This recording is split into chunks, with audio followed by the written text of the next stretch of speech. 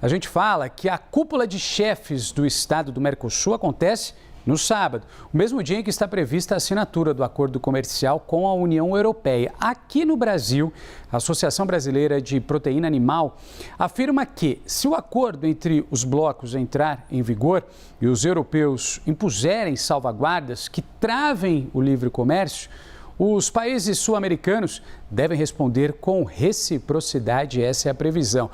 Vamos lá para Londres, direto de Londres. Américo Martins, nosso analista de assuntos internacionais, está de olho também nesse assunto, nessa história toda. Porque, Américo, ponto importante, com esse impasse entre os dois blocos, parece que a gente não consegue vislumbrar um fim para essa história toda, não é isso? Exatamente, Renan.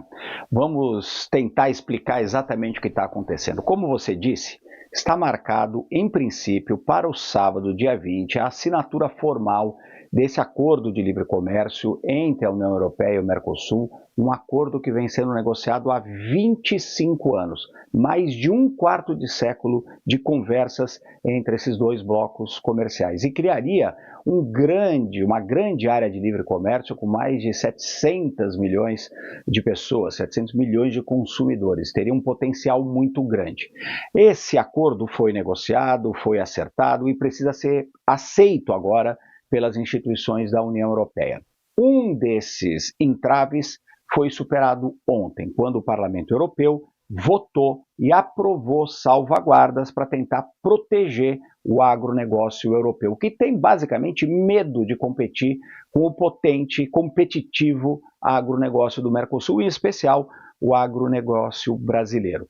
Eles aplicaram salvaguardas que eram até mais fortes do que as salvaguardas que tinham sido propostas pela Comissão Europeia. Isso é muito ruim, porque nós estamos falando de um acordo de livre comércio, tarifas baixas, e a Europa ameaça agora usar essas salvaguardas para bloquear parte da importação pelos europeus de produtos do agronegócio brasileiro, especialmente carnes, aves e açúcar. Mas, pelo menos, o Parlamento Europeu votou esse processo.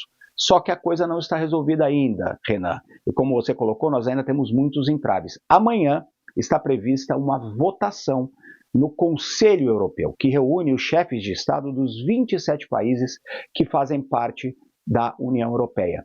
A maior parte desses países precisa aprovar e precisa ter uma maioria de 65% da população, ou seja, os países que aprovam precisam ter em conjunto mais de 65% da população da Europa. A França está tentando bloquear esse voto, tem países como a Polônia que já disseram que vão votar contra, a França quer adiar. Quem é que vai ser o fiel da balança, até pelo tamanho da sua população? A Itália, que até agora não disse se vota a favor do acordo ou contra o acordo.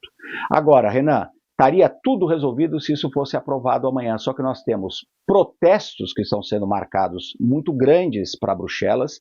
Os agricultores franceses, belgas, da Holanda, de outros países, vão baixar em Bruxelas com os seus tratores para tentar pressionar os chefes de Estado a votarem contra esse projeto, e agora existe uma outra ameaça, Renan, para você ver que a vida não é fácil para esse acordo. Agora, alguns membros do Parlamento Europeu prometem ir à Justiça Europeia para tentar adiar esse processo, mesmo que ele seja assinado no sábado. Então a gente vê uma União Europeia muito dividida ainda, com muitos países adotando basicamente uma postura protecionista. Isso no momento em que esse acordo de livre comércio seria muito importante para os dois lados, até porque a indústria, por exemplo, da Europa ia se beneficiar muito abrindo mercados a preços mais baixos para os seus produtos na América do Sul, nos países do Mercosul. Então esse pode ser um grave golpe aí contra o livre mercado se esse acordo não for para a frente. Agora existem muitos países que estão defendendo o acordo e nós vamos ter que ver amanhã como é que o Conselho Europeu vai votar, apesar dessa oposição de vários setores e vários países, especialmente a França e o seu agronegócio.